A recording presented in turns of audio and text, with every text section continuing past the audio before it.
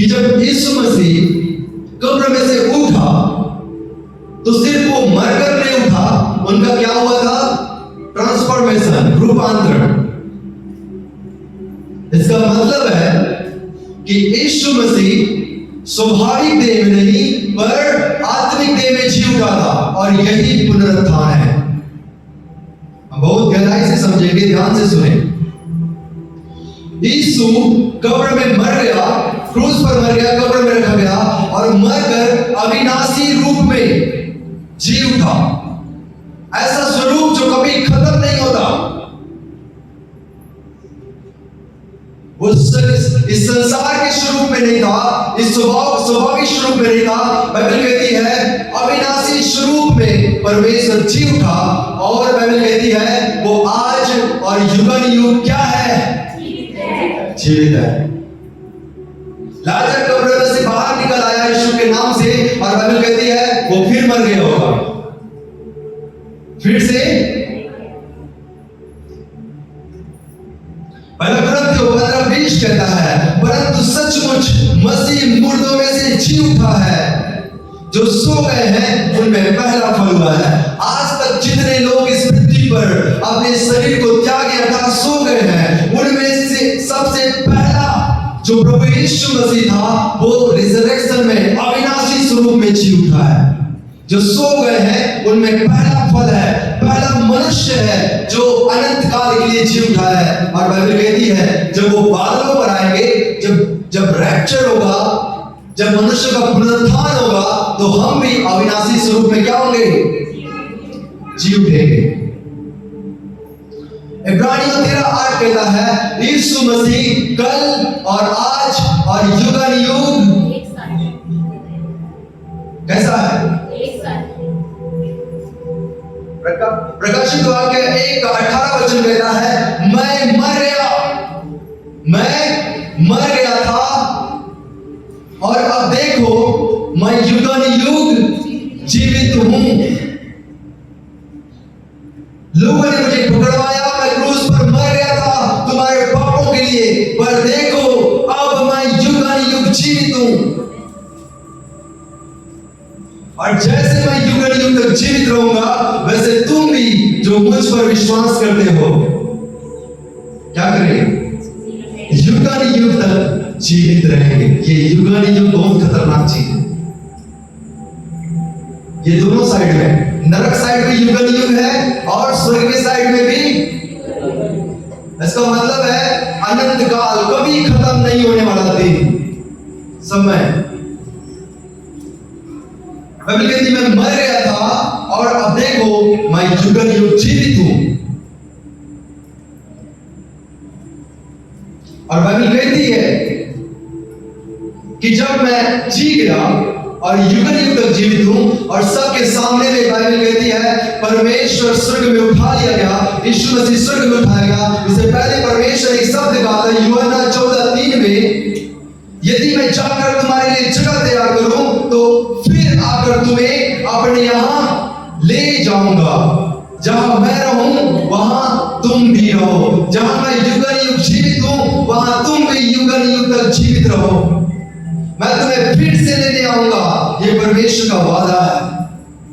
और एक दिन ऐसा होगा, मरकुस 13:26 कहता है तब लोग मनुष्य के पुत्र को बड़ी सामर्थ और महिमा के साथ बादलों पर आते देखेंगे। वो बहुत ही जल्द बड़ी महिमा और सामर्थ के साथ आकाश के बादलों पर आ रहा है। क्यों?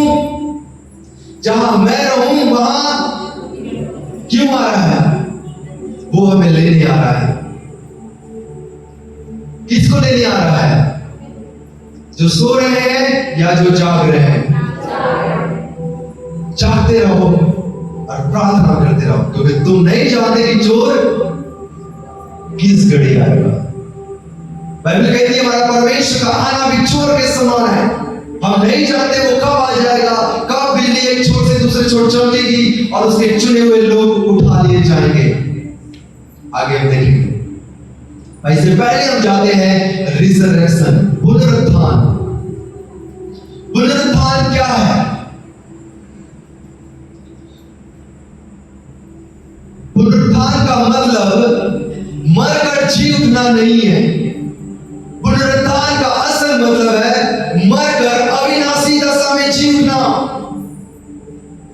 लाजर याईर की बेटी मरकर जी उठी, पर अविनाशी दशा में नहीं, वो एक दिन फिर मर गए। और बाइबल कहती है कि जब प्रभु यीशु मसीह कब्र में से उठा, वो आज तक युग क्या है? जीवित है।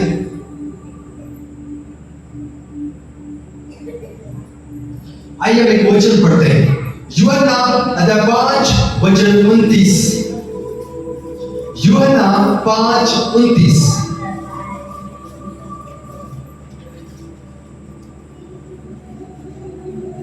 क्या लिखा है? जिन्होंने भलाई की है वे जीवन के पुनरुत्थान के लिए। फिर से, जिन्होंने भलाई की है वे जीवन के पुनरुत्थान के लिए। Incoming voice call from Rupesh.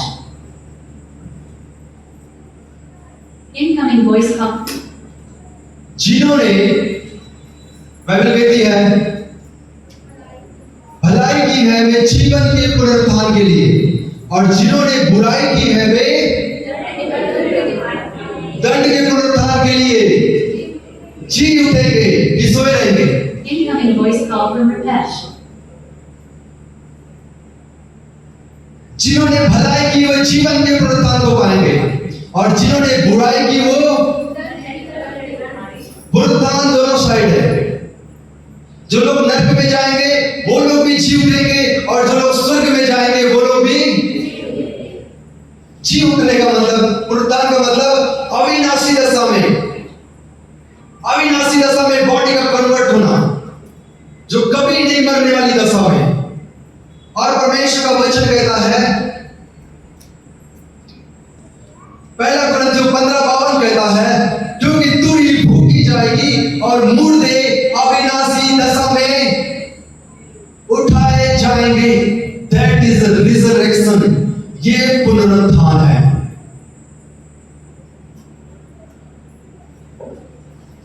यीशु मसीह कब्र में से अविनाशी दशा में उठा, पहला मनुष्य है आज तक इतिहास में जिसका रिजरेक्शन अर्थात पुनरुत्थान हुआ, फिर से जी उठा अनंत काल के लिए। वैसे ही पहला कुरिन्थियों 15:52 कहता है, क्योंकि तुरही फूकी जाएगी और मुर्दे अविनाशी दशा में उठाए जाएंगे और हम बदल जाएंगे। हम जो जिंदा है कन्वर्ट हो जाएंगे। किसमें? अविनाशी दशा में, कभी नष्ट नहीं होने वाली फॉर्म में हम बदल जाएंगे। हम नहीं मरेंगे, पर हम बदलना है कि नहीं बदलना है? तो बोलो, बदल जाएंगे। मुर्दे अविनाशी दशा में उठाए जाएंगे और हम बस कुछ लोग बदलेंगे। हालेलुया। बाइबल कहती है अवश्य है कि नाशवान दे अविनाशी को पहल ले। हमारा शरीर खत्म हो जाएगा, पर जब हम अविनाशी रूप में ट्रांसफॉर्म होंगे, कीड़े काटेगा, शरीर खत्म नहीं होगा, परंतु दर्द होगा। ये नरक का जगह है। आग लगेगी, शरीर जलेगा, पर राख नहीं होगा। क्यों? क्योंकि वो अविनाशी रूप में है, कभी खत्म नहीं होने वाला रूप में। और जिन्होंने भलाई की है वो परमेश्वर के साथ युग युग रहने के लिए जी उठेंगे। और बाइबल कहती है वो स्वर्गदूतों के स्वरूप में बदल जाएंगे। पर जिन्होंने बुराई की है वो नरक में आग में जलने के लिए, वहां का कीड़ा नहीं मरता, वहां पे कीड़े खाने के लिए अविनाशी रूप में कन्वर्ट हो जाएंगे।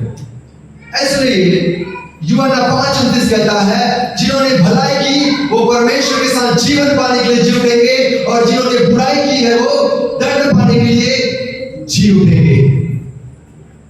समझ रहे हैं? नहीं समझेंगे तो इसमें तेरा घाटा मेरा कुछ नहीं जाता। हालेलुया। हम तो बदल जाएंगे, पर आपका क्या होगा वो आप जानते। बाइबल कहती है, परमेश्वर का वचन कहता है रिजरेक्शन का मतलब है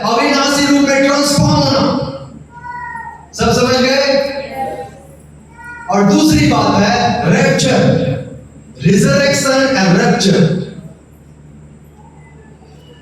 रैप्चर वो घटना है जब यीशु मसीह बादलों पर आएंगे और जो बदले हुए लोग रहेंगे वो परमेश्वर के साथ उठा लिए जाएंगे। That is a rapture.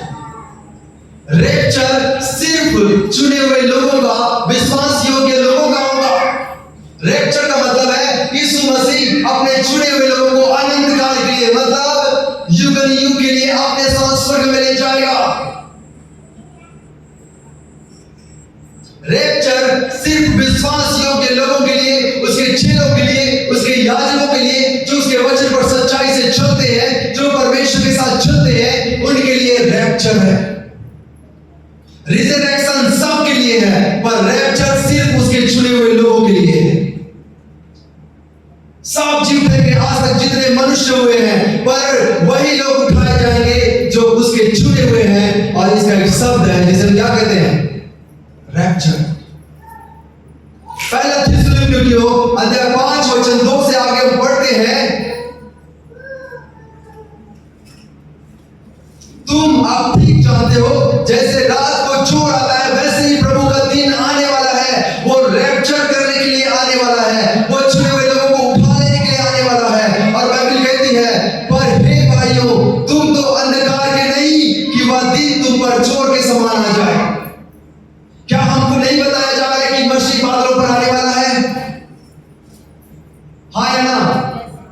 बताया जा रहा है कि नहीं बताया जा रहा है? तो क्या वो आ जाएगा तो हम कहेंगे हमको मालूम नहीं था? हालेलुया। जब वो आ जाएगा तो हमको मालूम चल जाएगा। पर इससे पहले बाइबल क्या कहती है?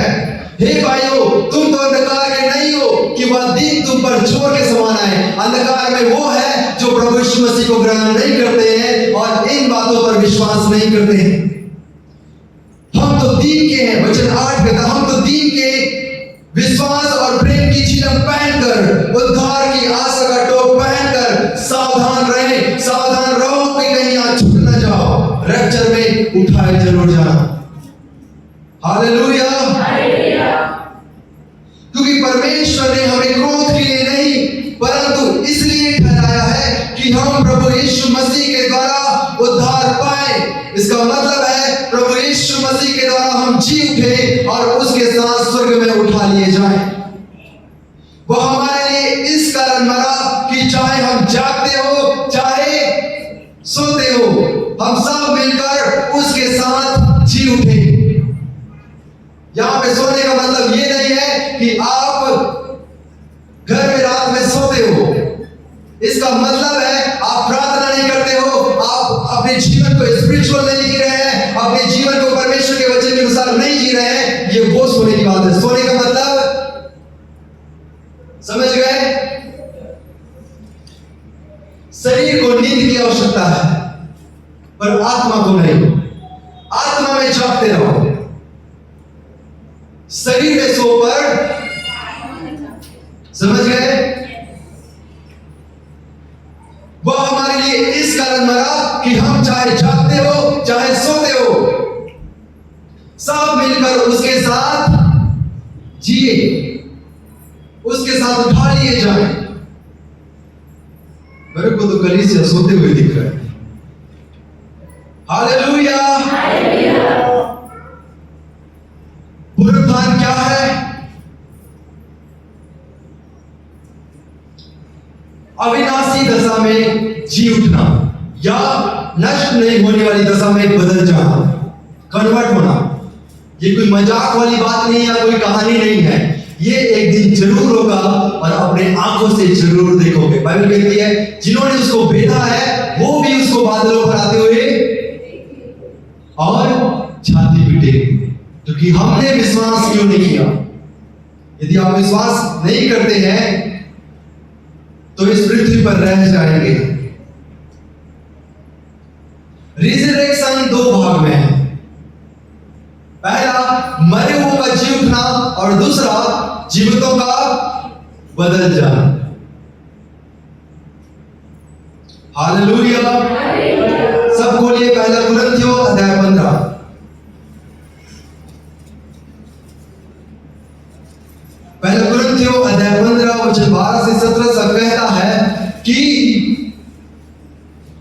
मरे हुओं का पुनरुत्थान है। और जो कोई ये विश्वास नहीं करता है कि मरे हुए जी उठेंगे, तो इसका मतलब है हमारा मसीह भी मरे हुए में से जी नहीं उठा है। अगर मसीह कब्र में से जिंदा हुआ है, तो हम भी एक दिन जो मर जाएंगे, जो मरे हुए हैं, वो भी परमेश्वर के साथ जी जाएंगे, और जो हम जिंदा है वो क्या हो जाएंगे? बाइबल कहती है यदि मरे हुओं का पुनरुत्थान नहीं, तो मसीह भी नहीं जी उठा है। यदि आप विश्वास करते हैं कि मसीह जी उठा है, तो मरे हुओं का भी पुनरुत्थान होगा, इसे कोई नहीं रोक सकता। और बाइबल कहती है यदि मसीह नहीं जी उठा, तो हमारा प्रचार करना व्यर्थ है और तुम्हारा विश्वास करना भी।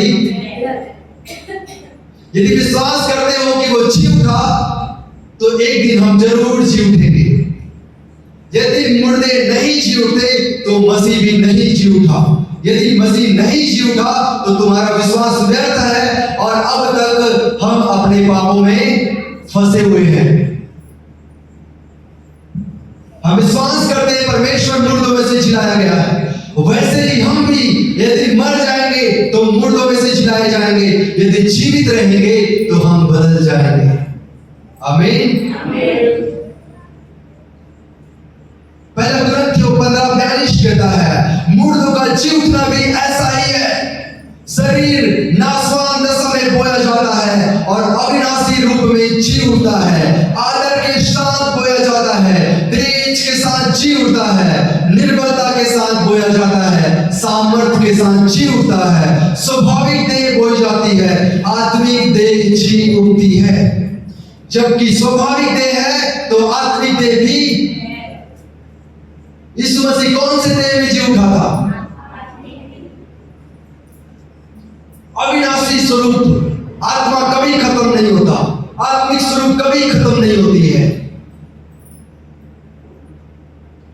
और ये कब होगा? पहला कुरिन्थियों 15:52 पढ़िए। और यह क्षण भर में पलक मारते ही पहली पिछली तुरी फूकते ही होगा, क्योंकि तुरी फूकी जाएगी, मुर्दे अविनाशी दशा में तुरी फूकी जाएगी और मुर्दे और हम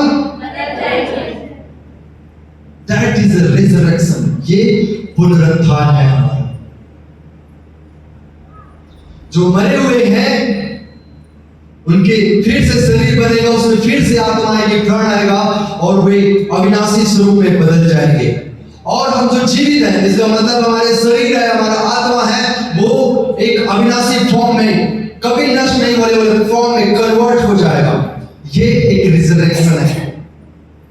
पहला कुरिन्थियों 15:47 से आगे बढ़ते हैं। प्रथम मनुष्य धरती से अर्थात मिट्टी का था और दूसरा मनुष्य स्वर्गीय है। जैसा वह मिट्टी का था वैसे ही और मिट्टी के हैं, जैसा वह स्वर्गीय है वैसे ही और भी। आदम मिट्टी का था और मिट्टी के द्वारा सारे संसार की रचना हो गई। आदम के द्वारा और संतान और वंश बढ़ते बढ़ते हम तक पहुंच गए। वैसे ही यीशु मसीह के द्वारा, उसके लहू में धोए जाने के द्वारा, उसके उठाए जाने के द्वारा हम स्वर्गीय स्वरूप में बदल चुके हैं। हम स्वर्गीय स्वरूप में बदल जाएंगे। हालेलुया। ये तब होगा जब हम उसकी आत्मा के अनुसार जीवन बिताएंगे। Without holy spirit I am nothing. हम पवित्र आत्मा के बिना कुछ भी नहीं है। रोमियो 8:14 कहता है जो आत्मा के चलाए नहीं चलते वे परमेश्वर की संतान नहीं हो सकते। हालेलुया। बाइबल कहती है जैसे आदम मिट्टी से बोया गया था और उनकी मिट्टी के द्वारा बहुत सारे मिट्टी के बर्तन बनकर निकल गए, आदम के द्वारा बहुत सारे वंश निकल कर आ गए जो पाप में थे, वैसे ही यीशु मसीह के द्वारा जो हमारा स्वर्गीय पिता है, जब वो स्वर्ग से इस धरती पर आया तो उसके स्वर्गीय होने के कारण उसके द्वारा हम स्वर्गीय स्वरूप में बदलते चले जाएंगे। हालेलुया। ये ब्रह्म मंत्र की रिजेक्शन हो चुका है, रिजरेक्शन नहीं हुआ है, रिजरेक्शन होने वाला है। मसीह बादलों पर आने वाला है और उसकी उद्धार की आशा का टोप पहने रहे। आशा की आशा लगाकर उद्धार की बाढ़ जोते रहे कि जब कभी वो बादलों पर आए हम उसके साथ उठा लिए जाए। पहला कुरिन्थियों 15:49 कहता है, जैसे हमने उसका रूप जो मिट्टी का था धारण किया, वैसे ही उस स्वर्गीय रूप भी धारण करेंगे। जैसा उसका स्वरूप मिट्टी का था, समझ रहे हैं? परमेश्वर ने अपने स्वरूप और समानता में मिट्टी से हमें बनाया था। हम परमेश्वर के जैसे दिखते हैं, परमेश्वर के जैसे हैं, पर पाप के कारण डैमेज हो गया था। यीशु मसीह ने उस पाप को रिमूव कर दिया क्रूस पर, क्रूसिफिकेशन के द्वारा, अपने लहू को बहाने के द्वारा, और यीशु मसीह के द्वारा हम स्वर्गीय रूप को धारण करेंगे। जब यीशु मसीह कब्र में जीव था, वो स्वर्गीय स्वरूप में था, मतलब अविनाशी दशा में था। जो कुछ संसार में है और संसार का है, इस संसार में खत्म हो जाएगा, पर जो कोई मसीह यीशु में है वो एक नई सृष्टि है, मतलब अविनाशी सृष्टि, कभी नष्ट नहीं होने वाली रचना है। आमीन। परमेश्वर का वचन कहता है मरकुस 12:25, मरकुस 12:25 कहता है, क्योंकि जब वे मरे हुए में से जी उठेंगे तो उनमें ब्याह शादी ना होगी, पर स्वर्गदूतों की नाई हो जाएंगे। जब हमारा रिजरेक्शन होगा, पुनरुत्थान होगा, मुर्दे जी उठेंगे और हमारा शरीर बदल जाएगा। बाइबल कहती है हम स्वर्गदूतों की समानता में बदल जाएंगे। स्वर्गदूत नहीं मरता, स्वर्गदूत आग में नहीं जलता, स्वर्गदूत परमेश्वर की स्तुति करते हैं, और हमारा रिजरेक्शन होगा और हम स्वर्गदूतों की समानता में सो रहे हैं। बोलो हालेलुया। सोते रहो, हम तो जाग रहे हैं। ठीक और हठीले मन के लोगों जाग जाओ, जो सो रहे हैं बोले हालेलुया। मरकुस 12:25 कहता है, क्योंकि जब वे मरे हुए में से जी उठेंगे तो उनमें ब्याह शादी, पर स्वर्गदूतों के समान, पर स्वर्गदूतों की नाई कहा जाएंगे, बदल जाएंगे, हो जाएंगे, स्वर्गदूतों के जैसे हो जाएंगे। एक सेकंड में स्वर्ग, दूसरे सेकंड में पृथ्वी, इतना स्पीड है। एक सेकंड में पृथ्वी का 7 से ज्यादा चक्कर लगा सकता है एक स्वर्गदूत।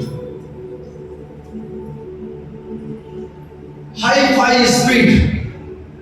हालेलुया। आप प्रार्थना करते हैं, आमीन करने से पहले आपको उत्तर आ जाता है, कौन लेके आता है? इतना स्पीड। हालेलुया। हमारा भी स्पीड सुपरनेचुरल की तरह होगा।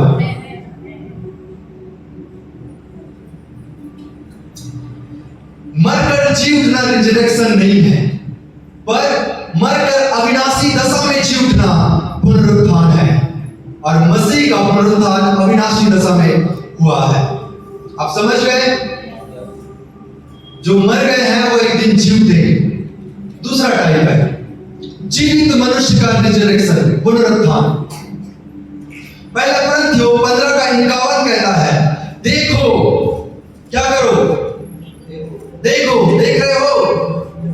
हालेलुया, हालेलुया, जोर से, आवाज नहीं आ रहा है। हालेलुया, देखो, कहां देखो? वचन को देखो। मैं तुमसे भेद की बात कहता हूं, हम सब तो नहीं सोएंगे, परंतु कौन बदल रहा है? बोलो मैं बदल जाऊंगा। मेरा बाजू वाले का नहीं पता। हालेलुया। आपको अपनी आत्मा बचाना है। सबसे पहले ट्रेन में दूसरे को पहले नहीं चढ़ाना है, खुद चढ़ना है। जहाज में पहले, नूह के जहाज में पहले कौन चढ़ा? नूह चढ़ गया, कहता आओ। नूह नीचे रहता और कहता हालेलुया। क्या लिखा है? देखो, मैं तुमसे भेद की बात कहता हूं, हम तो नहीं सोएंगे, परंतु सब, हम जो जीवित है, अब तक जो जिंदा है, अब तक मरे नहीं है, अब तक नहीं सोए हैं, बाइबल कहती है वो ट्रांसफॉर्म हो जाएंगे, बदल जाएंगे। पहला कुरिन्थियों 15:52 कहता है हम अविनाशी दशा में बदल जाएंगे। हम जो जिंदा है परमेश्वर के स्वरूप में, समानता में, ईश्वर की स्वर्गदूतों के समानता में बदल जाएंगे। और जब हमारा ट्रांसफॉर्मेशन होगा, उस समय जब रैप्चर होगा, हम बादलों पर उठा लिए जाएंगे। किसके साथ? आए परमेश्वर के वचन को पढ़ते हैं। पहला थिस्सलुनीकियों 4:15, पहला थिस्सलुनीकियों 4 हालेलुया 15 से पढ़ेंगे। क्योंकि हम प्रभु के वचन के अनुसार तुमसे यह कहते हैं, हम जो जीवित हैं और प्रभु के आगे तक बचे रहेंगे तो सोए हुओं से कभी आगे न बढ़ेंगे। इसका मतलब है मुर्दे पहले जी उठेंगे, क्योंकि प्रभु आप इस स्वर्ग से उतरेगा। उस समय ललकार और प्रधान दूत का शब्द सुनाई देगा और परमेश्वर की तुरही फूकी जाएगी और जो मसीह में मरे हैं पहले जी उठेंगे। आगे कहता है तब हम जो जीवित और बचे रहेंगे उनके साथ बादलों पर उठा लिए जाएंगे कि हम हमें प्रभु से मिले, और इसी रीति से हम सदा प्रभु के साथ रहेंगे। हम युगानुयुग प्रभु के साथ रहेंगे। आमीन, हालेलुया। बस आधा लोग ताली बजा रहे हैं, बाकी लोग सो रहे हैं। Hallelujah, thank you Jesus. हम जो जिंदा है अविनाशी स्वरूप में बदल जाएंगे और बचे रहेंगे। जो हम जिंदा रहेंगे उनके साथ बादलों में उठा लिए जाएंगे। ये हमारा रैप्चर है, हमारा पुनरुत्थान है। मसीह का पुनरुत्थान हुआ, वो स्वर्ग में चला गया। अब हमारी बारी है। यदि खुद को तैयार नहीं करेंगे तो एक दंड का पुनरुत्थान बाकी है, उसे हम आगे देखते हैं। हालेलुया। अब जो छूट गए हैं उसके लिए भयानक बात है चर्च। पहला जीवन का पुनरुत्थान प्राप्त किए हुए लोग, और दूसरा जो दंड के पुनरुत्थान प्राप्त करने वाले लोग। इब्रानियों अध्याय 9 वचन 27 कहता है जैसे मनुष्य के लिए एक बार मरना और उसके बाद न्याय का होना नियुक्त है। हालेलुया। एक बार मरना और न्याय का होना, न्याय होगा कि नहीं होगा? अभी तो स्वर्ग में चले गए थे, कैसे न्याय होगा? जो रैप्चर में चले गए हैं उसके लिए 7 खून, जो रैप्चर में उठा लिए गए मसीह के लोगों के द्वारा धोए हुए लोग हैं। जब उनके अंदर में पाप है ही नहीं तो परमेश्वर किस बात का न्याय करेगा? हालेलुया। न्याय उनके लिए है जो भी बचे हुए हैं। समझ रहे हैं? सोने वाले आप सुनो। मनुष्य का एक बार जन्म लेना और न्याय का होना नियुक्त है। मत्ती 25:40 कहता है तब वह अपनी बाई ओर वालों से कहेगा। 2 लाइन है, एक जीवन में पहुंचने वाले और दूसरा नरक में पहुंचने वाले। एक जीवन के पुनरुत्थान में और दूसरा हालेलुया दंड के पुनरुत्थान में। परमेश्वर अपनी दाहिनी ओर वालों से कहेगा हे मेरे पिता के धन्य लोगों, आओ स्वर्ग में तुम्हारा स्वागत है, क्योंकि तुमने मेरी आज्ञाओं के अनुसार, वचनों के अनुसार इस संसार में मेरी इच्छा के अनुसार जीवन बिताया। तुम स्वर्ग के अधिकारी हो। और बाईं ओर वालों से क्या कहेगा? मत्ती 25:41 तब वो बाईं ओर वालों से कहेगा हे श्रापित लोगों, मेरे सामने से उस अनंत आग में चले जाओ जो शैतान और उसके दूतों के लिए तैयार किया गया है, बनाया गया है। बाईं ओर वालों से कहेगा हे श्रापित लोगों, उस अनंत आग में चले जाओ जो शैतान और उसके दूतों के लिए बनाया गया है। और वहां पे ऐसा नहीं है कि आग में नहीं जलेंगे, क्योंकि अविनाशी ट्रांसफॉर्म नहीं हुआ है। शरीर और आत्मा जैसे अभी है वैसे ही आग में डाल दे, थोड़ा सा आग लगता है, कितना जलता है, वहां तो आग का भट्टा धधक रहा है। हालेलुया। वहां का कीड़ा कभी नहीं मरता, वहां की आग कभी नहीं बुझती। जो जानेंगे वो बचेंगे, जो जानते ही नहीं क्या करेंगे। जान जाओ, नरक बहुत खतरनाक चीज है। प्रकाशित वाक्य कहता है,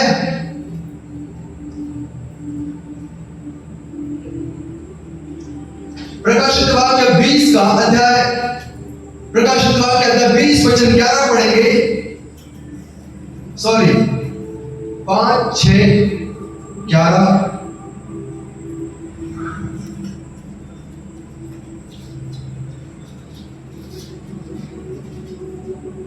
प्रकाशित वाक्य अध्याय 20 वचन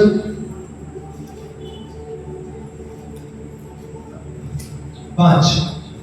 जब तक ये 1000 वर्ष पूरे न हुए तब तक शेष मरे हुए ना जी उठे। यह तो पहला पुनरुत्थान है। धन्य और पवित्र है जो इस पहले पुनरुत्थान के भागी है। ऐसों का दूसरी मृत्यु का कुछ भी, ऐसों पर दूसरी मृत्यु का कुछ भी अधिकार नहीं, पर वे परमेश्वर और मसीह के याजक होंगे और उसके साथ 1000 वर्ष तक राज्य करेंगे। ये जो रैप्चर किए हुए लोग हैं परमेश्वर के साथ 1000 वर्ष तक राज्य करेंगे। ये पहला पुनरुत्थान है, रिजरेक्शन। धन्य है और पवित्र है जिनके भागी है। पर दूसरा पुनरुत्थान है। वचन 12 क्या कहता है? 11 से पढ़ते हैं। फिर मैंने एक बड़ा श्रेष्ठ सिंहासन और उसको जो उस पर बैठा हुआ है देखा, और उसके सामने से पृथ्वी और आकाश भाग गए और उनके लिए जगह ना मिली। फिर मैंने छोटे बड़े सब मरे हुए को सिंहासन के सामने खड़े हुए देखा, एक दाहिनी ओर और दूसरी, उधर नहीं लिखा है, एक दाहिनी ओर और दूसरी कहां पे लिखा है? मत्ती 24 में। परमेश्वर ने भेड़ को बकरियों से, हालेलुया, पुस्तकें खोली गई। किसके लिए? बाईं ओर वालों के लिए पुस्तकें खोली गई। फिर एक और पुस्तक खोली गई और जीवन की पुस्तक, और उन पुस्तकों में लिखा हुआ था वैसे ही उनके कामों के अनुसार मरे हुओं का न्याय किया गया। मरे हुओं का किसके अनुसार? उनके। ये काम क्या है? नौकरी करना काम है? तो क्या करते? हालेलुया। नौकरी करना काम है? ये हमारे लिए काम है, परमेश्वर के लिए नहीं। किसानी करना काम है? ये हमारे लिए, परमेश्वर के लिए नहीं। बिजनेस करना काम है? किसके लिए? परमेश्वर के लिए। क्या काम है? तू उसका भय माने, उसकी सारी मार्गों और आज्ञाओं पर चले और अपने सारे प्राण से, अपने मन से परमेश्वर से प्रेम करे और उसकी सेवा करे। ये परमेश्वर के काम है और इन कामों के अनुसार न्याय होगा। फिर इधर आपकी तरह भी करोड़पति क्यों न बन जाए। वो कहता है धनवान का परमेश्वर के राज्य में प्रवेश करना। समझ गए?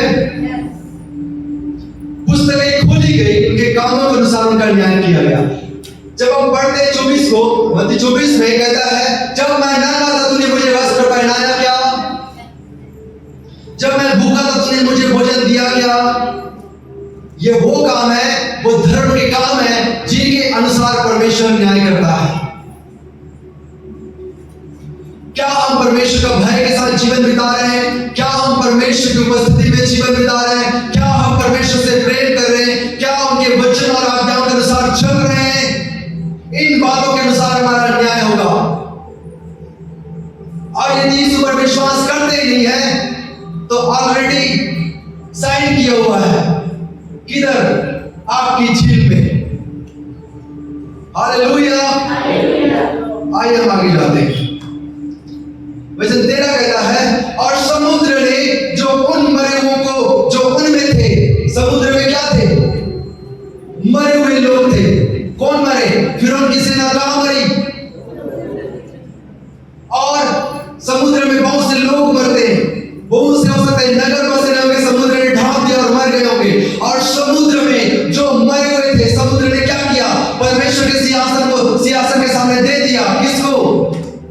मनुष्यों को अविनाशी रूप में ले जो करना है कर, ये मेरा अधिकार नहीं। फिर आगे वचन कहता है, मृत्यु और अधोलोक ने जो मरे हुओं को उनमें थे दे दिया। आज तक जितने लोग मरे हैं, जितने लोग अधोलोक में हैं, सब उस सिंहासन के सम्मुख कहां पहुंच गए? सिंहासन के सम्मुख आ गए। क्यों? अब न्याय होगा। Hallelujah, hallelujah. और जिस किसी का नाम जीवन की पुस्तक में लिखा हुआ ना मिला, वह आग की झील में, जीवन की पुस्तक में नाम अभी लिखाया जाता है। हमारे जब हम अच्छे कर्म करते हैं, जीवन की पुस्तक में नाम लिखाया जाता है। वो परमेश्वर से दूर से पहचान लेता है जो उनकी आज्ञाओं को मानता है। दाऊद कहता है, परमेश्वर की दृष्टि धर्मियों पर, धर्मी कौन है? चोरी करने वाला, उसके आज्ञा को मानने वाला। Corinthians 6:9 से पढ़ते हैं, क्या तुम नहीं जानते कि अन्यायी लोग परमेश्वर के राज्य के वारिस ना होंगे? धोखा ना खाओ, ना वेश्यागामी, ना मूर्ति पूजक, ना परस्त्रीगामी, ना लुच्चे, ना पुरुषगामी, ना चोर, ना लोभी, ना पियक्कड़, ना गाली देने वाला, ना अंधेर करने वाला परमेश्वर के राज्य के वारिस होंगे। बाइबल कहती है, गाली देते हो आप उधर नहीं जाओगे, नशा करते हो आप उधर नहीं जाओगे, पाप करते हो आप उधर की जाओगे, नहीं जाओगे। प्रकाशित वाक्य 21:8 कहता है, डरपोकों, अविश्वासियों, घिनौनों, हत्यारों, व्यभिचारियों, दोनों मूर्ति पूजकों और सब झूठों का भाग उस झील में मिलेगा जो आग और गंधक से जलती रहती है। यह दूसरी मृत्यु है।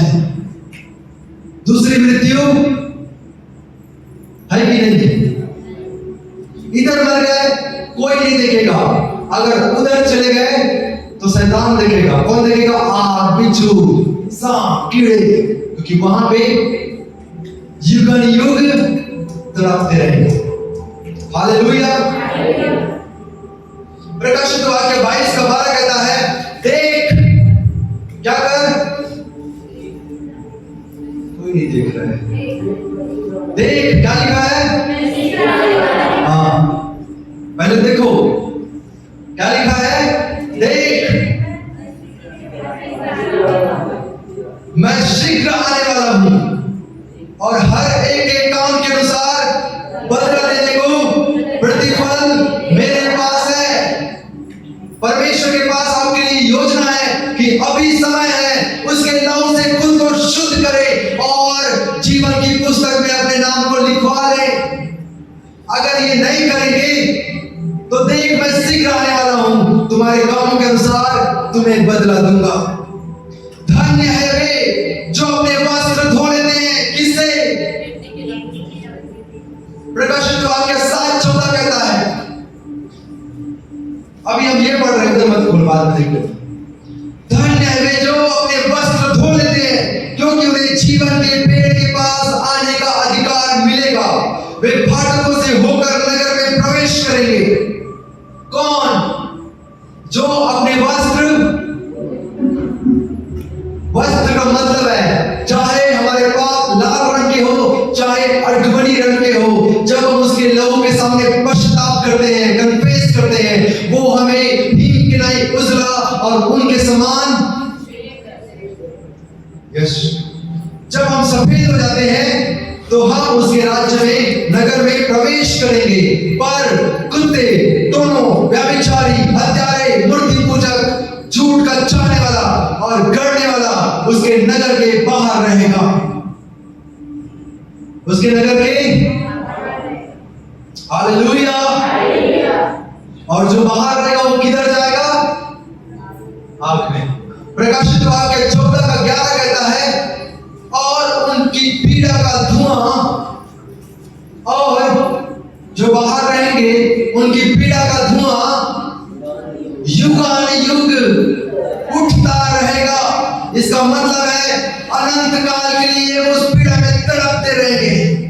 जो उस पशु का और उस मूर्त की पूजा करते हैं और जो उसके नाम की छाप लेते हैं, उनको दिन रात चैन न मिलेगा। जो परमेश्वर को छोड़कर मूर्तियों के पीछे, संसार के पीछे और शैतान के पीछे चलते हैं, बाइबल कहती है उनकी पीड़ा का धुआं युगानुयुग उठता रहेगा। प्रकाशित वाक्य 20:10 कहता है, और उनका भरमाने वाला शैतान आग और गंधक की झील में, जिसमें वह पशु और झूठा भविष्यवक्ता भी होगा, डाल दिया जाएगा। वे रात दिन युगानुयुग पीड़ा में अपने दाहिनी ओर वालों से कहेगा, हे मेरे परमेश्वर के धन्य लोगों, स्वर्ग में आपका स्वागत है। और अपनी बाईं ओर वालों से कहेगा, हे श्रापित लोगों, उस अनंत आग में चले जाओ जो शैतान और उसके दूतों के लिए बनाया गया है। हालेलुया। रिजरेक्शन इस पृथ्वी में सब मनुष्य का है, जो मर चुके हैं, जो जिंदा है, सब जी उठेंगे अविनाशी दशा में। जो जीवन के पुनरुत्थान के लिए जी उठेंगे वो परमेश्वर के साथ उठा लिए जाएंगे, रैप्चर। और जो बचे रहेंगे वो नरक में डाल दिए जाएंगे युगानुयुग पीड़ा में तड़पने के लिए। ऐसा क्यों? ये वो लोग हैं जिन्होंने अपने वस्त्र को मेमने के लहू के द्वारा, प्रकाशित वाक्य 7:14 अभी पढ़ी, मैंने देखो, प्रकाशित वाक्य 7:9, प्रकाशित वाक्य 7:9, देखो, क्या देखो?